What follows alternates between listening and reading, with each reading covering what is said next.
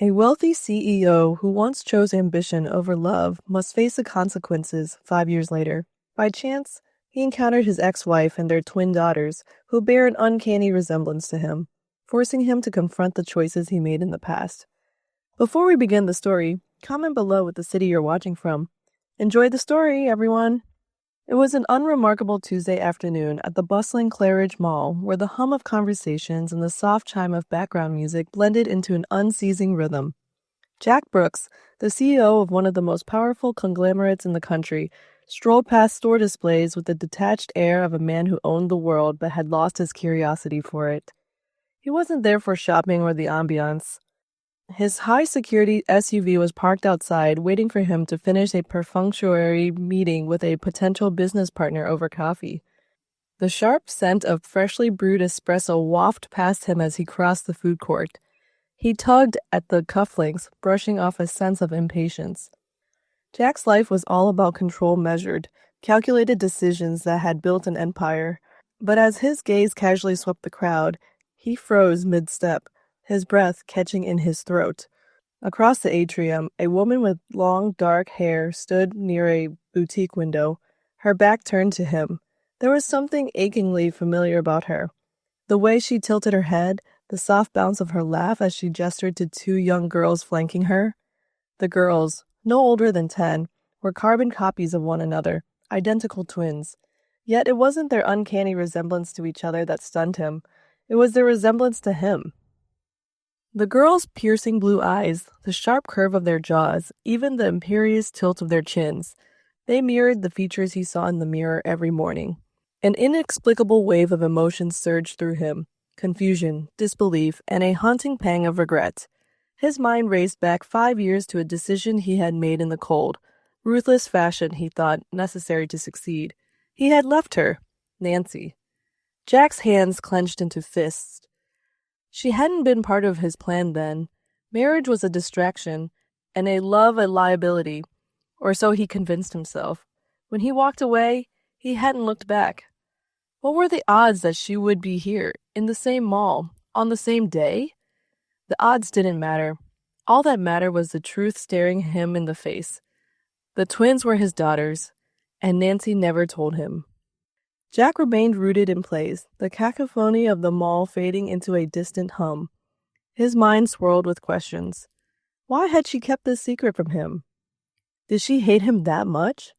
His world of certainty and order began to unravel as he considered the implications of his discovery.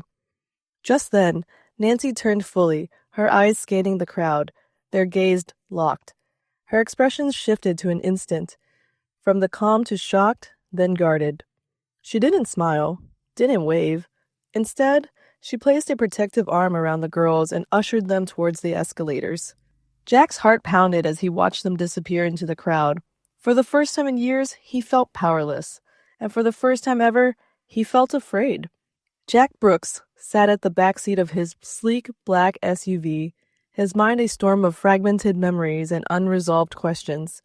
The car's interior, usually a cocoon of calm with its soft leather and faint scent of cedar, now felt suffocating.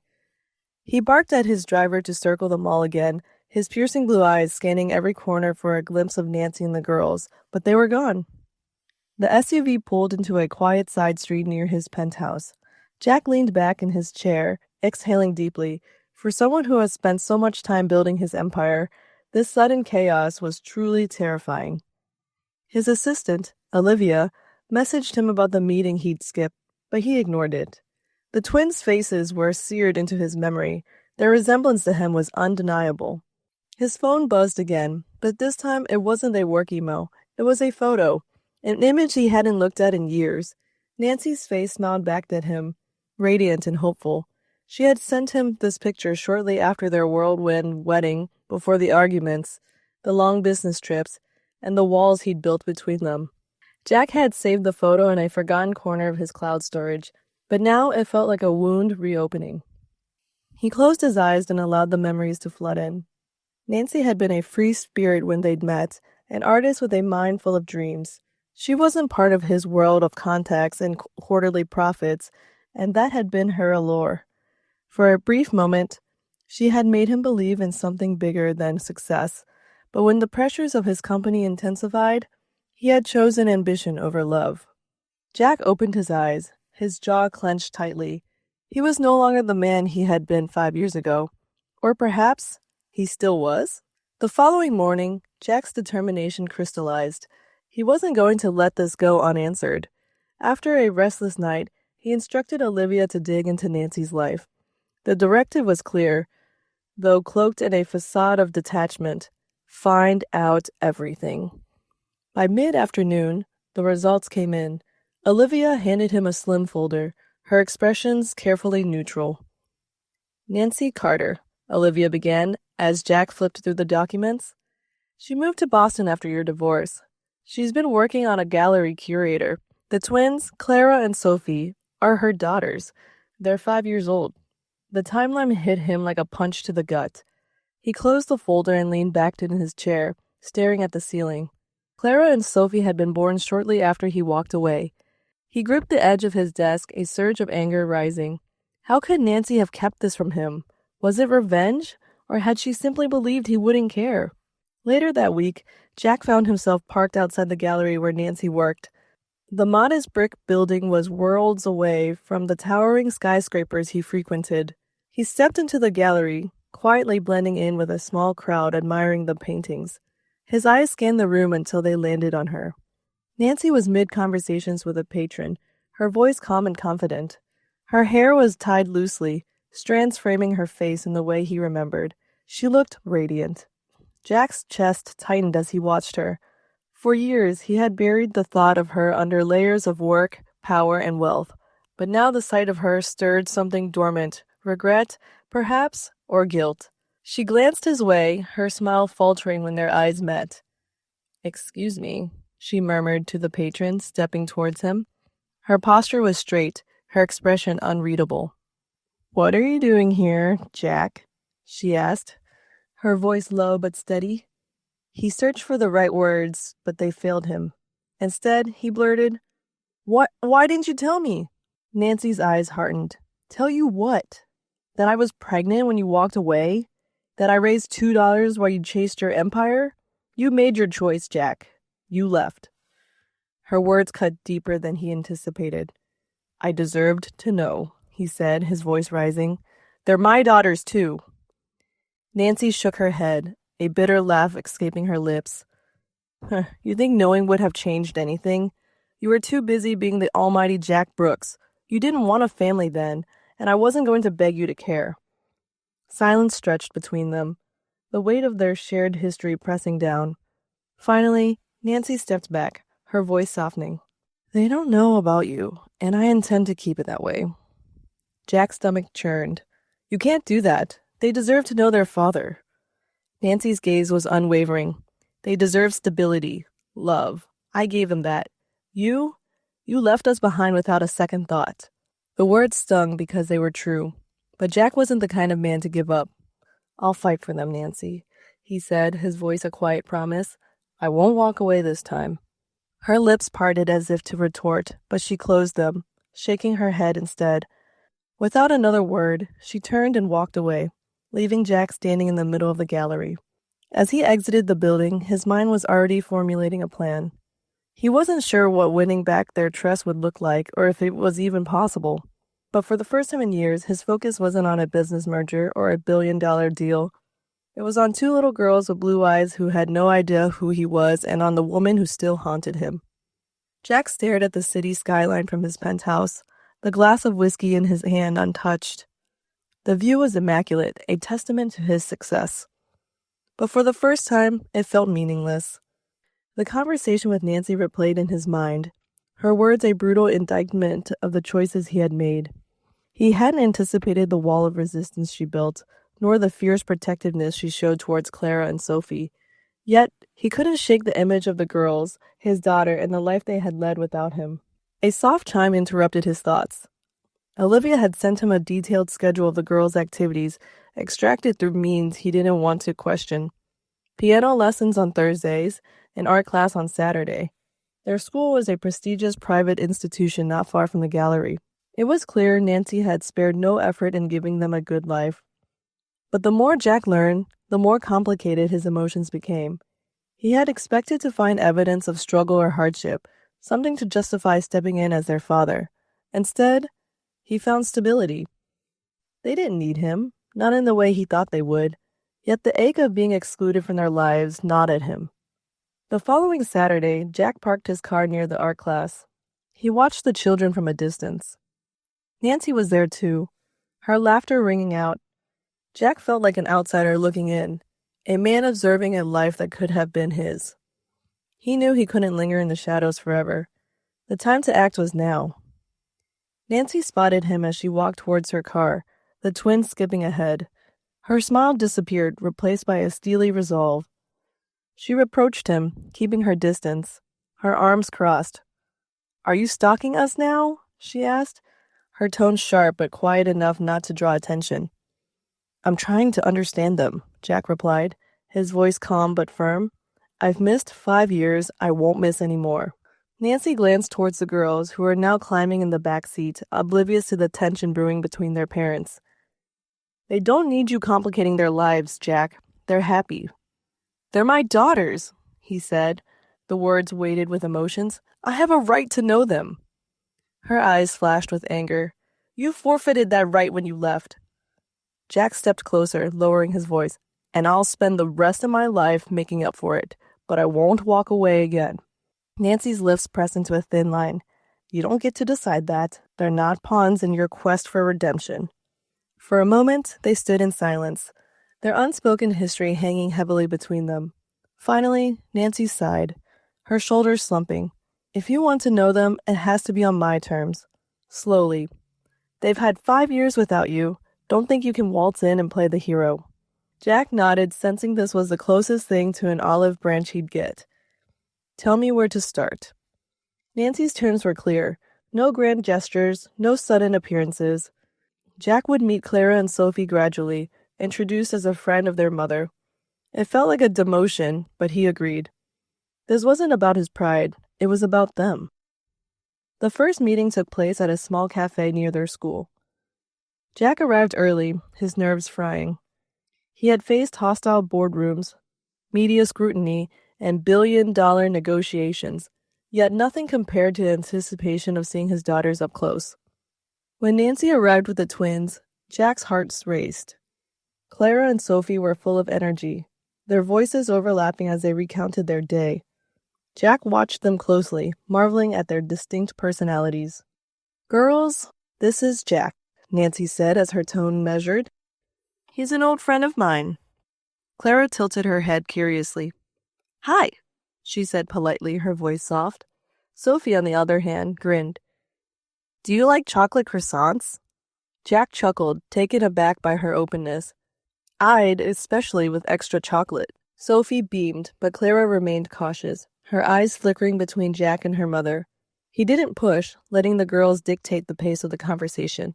The meeting ended without incident, but as Nancy ushered the girls out, she turned to Jack.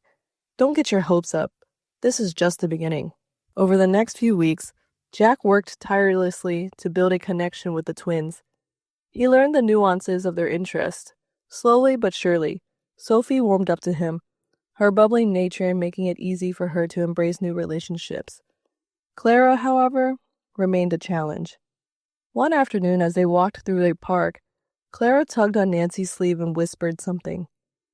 Nancy knelt, nodding gently, before turning to Jack. "She wants to know why you're always around now," Nancy said quietly. "I told you this would happen." Jack crouched to meet Clara's gaze. "I'm here because I care about your mom," he said carefully, "and because I think you and your sister are amazing." Clara frowned, her young mind processing his words. Clara stared at him intently for a moment before taking Sophie's hand and leading her toward the playground. Nancy sighed as they walked away. "She's not like Sophie. It'll take time." "I'm not going anywhere," Jack replied. But just as Jack began to feel he was making progress, the past came roaring back in the form of an unexpected visitor. One evening, as he returned to his penthouse, he found a man waiting in the lobby, a man he recognized immediately, Jason Taylor, Nancy's longtime friend and confidant. Jason's expression was unreadable, but his words were cutting. I know what you're doing, Jack, and I won't let you hurt them. Jack's jaw tightened. This isn't your decision. Jason stepped closer. You've already done enough damage. Don't you dare think you can waltz back into their lives and play the good guy. The confrontation left Jack shaken. He realized that earning his daughter's trust wasn't his only battle. He would have to prove himself to everyone, Nancy included, if he had hoped to rebuild the family he'd abandoned. As Jason walked away, one question lingered. Was he too late? Jack stepped into the cool evening air outside his penthouse, Jason Taylor's parting words echoing in his mind. The confrontation had shaken him, not because Jason was wrong, but because he was right. Jack had left devastation in his wake. Fixing it wouldn't be as simple as showing up. It would require something he wasn't accustomed to giving: vulnerability. For days, Jack wrestled with his emotions. His daughter's laughter, their shy smiles, and even Clara's guarded demeanor haunted him. They were the first cracks in his carefully constructed armor. Jason's challenge, though bitter, had forced him to confront an unsettling truth. His wealth and power meant nothing if the people he cared about didn't trust him. That weekend, Jack arrived unannounced at the gallery. It was a risky move, but he needed to speak to Nancy without pretense. She was standing near a canvas, her fingers brushing over a vibrant stroke of blue, lost in her work. For a moment, he hesitated. She looked peaceful, content in a way that only deepened his guilt. Nancy? He called softly, breaking the spell. She turned, surprise flashing across her face before she crossed her arms defensively. What are you doing here, Jack? I need to talk, he said, his tone uncharacteristically gentle. Please. Nancy's expression hardened, but after a long pause, she gestured toward the back room. They stepped inside, the quiet hum of the gallery fading behind them. I'm listening, she said, leaning against the table. Jack took a deep breath. I know I have no right to ask for anything, but I can't keep pretending this doesn't matter. Clara and Sophie. He stopped, the words catching in his throat. They matter. And so do you. Nancy's eyes narrowed. Don't you dare make this about me. You had your chance, Jack. You walked away. I know, he said, his voice breaking slightly, and I'll regret it for the rest of my life. But I want to make it right. Nancy shook her head, frustration evident in her posture. You don't just get to decide that. This isn't some deal you can negotiate. The girls have a life, a good one. They don't need you barging in and turning everything upside down. Jack stepped closer, his gaze earnest. I'm not here to take anything away from them. I want to be part of their lives. I want to earn their trust, and yours. Nancy laughed bitterly. Trust? You think you can just? I'm not the man I was, he interrupted. I've spent years running from everything that reminded me of you, of them, but I can't run anymore. For a moment, the room was silent. Nancy's defense wavered, her eyes softening as she looked at him. It's not that simple, she said quietly. They've never known you. What happens when you disappoint them? Jack swallowed hard. I won't. Nancy held his gaze, searching for something. Certainty, perhaps, or sincerity? Finally, she sighed. If you want to be in their lives, you have to show me you're serious. And that starts with Clara. The following week, Jack showed up at his daughter's playground. Sophie greeted him with her usual enthusiasm, but Clara remained distant. He stayed watching as the girls played, searching for an opening to connect with his more reserved daughter. Jack took the initiative to play with both his daughters. As the weeks passed, Jack's persistence began to pay off. Clara opened up more, sharing stories about school and her favorite books. Sophie remained her cheerful self, embracing Jack with the ease of a child who saw only the present. Nancy, too, began to soften, though she remained cautious. But just as things began to settle, an unexpected event threatened to unravel everything. During a routine doctor's visit, Clara fainted in the waiting room. The incident sent shockwaves through the family, and Jack rushed to the hospital, his heart pounding with fear. Tests revealed that Clara had a minor heart condition, manageable, but requiring careful monitoring. In the sterile light of the hospital room, Jack sat by Clara's bedside, guilt weighing heavily on him. I should have been here, he whispered to Nancy. I should have known. Nancy placed a hand on his shoulder, her own fears evident in her eyes. "You're here now," she said softly. "That's what matters." As Clara recovered, Jack's role in her life solidified. He attended every appointment, researched treatments, and supported Nancy through the ordeal. It was during one quiet evening, as the four of them sat together at home, that Clara asked the question Jack's been dreading. "Are you my dad?" The room fell silent. Nancy looked at Jack, her expressions a mix of apprehension and encouragement. Taking a deep breath, he met Clara's gaze. "Yes," he said, his voice steady. "I am." Clara studied him for a moment before nodding. "Okay." It wasn't an embrace or a declaration of love, but it was a start. In the months that followed, Jack rebuilt what he had lost, piece by piece. The road wasn't easy. Trust took time, and forgiveness even longer. But as he stood in the crowd at the twins' school recital, watching Clara and Sophie perform a duet, he realized he had found something far more valuable than the empire he had built. A family. And this time, he wasn't letting go. This story reminds us that true life's value lies not in wealth or status, but in love and meaningful relationships. If this story touched your heart, don't forget to like the video and share it. For more heartwarming tales like this, hit the subscribe button and turn on notifications so you never miss a story. Thank you for watching, and we'll see you at the next inspiring tale.